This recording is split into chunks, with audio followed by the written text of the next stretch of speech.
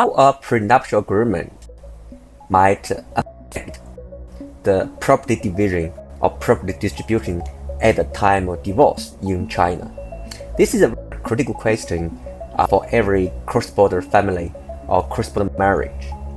Very often, we are required by our foreign client to write up a prenuptial agreement or postnuptial agreement to deal with the property between the spouses. One of the key difference between the China law regarding prenuptial agreement and that of the common jurisdiction or other foreign laws, anyway, China law is very clear.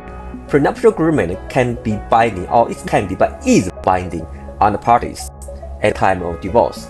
That means, unlike most common law jurisdiction, the court might adjust the terms of their prenuptial agreement to make sure it's equitable or it's fair at the time of divorce. But China law is very clear, flatly clear. It's binding on the parties. Thus, it has a critical implication.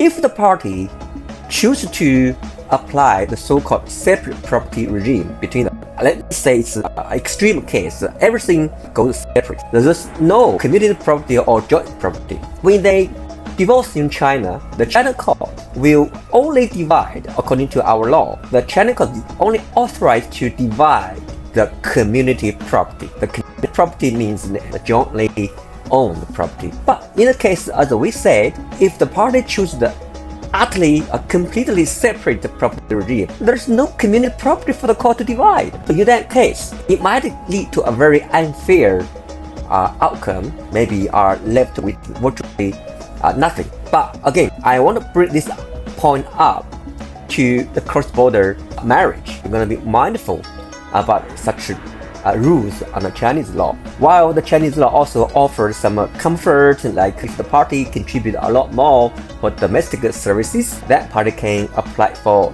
compensation at the time of divorce. But generally speaking, it does not really help a lot because China courts are very prudent or very conservative in awarding a big amount of compensation for the party who contribute a lot more domestic services. So just let you know, it's a good point for you to remember to consider at the time of signing a prenuptial agreement for China property.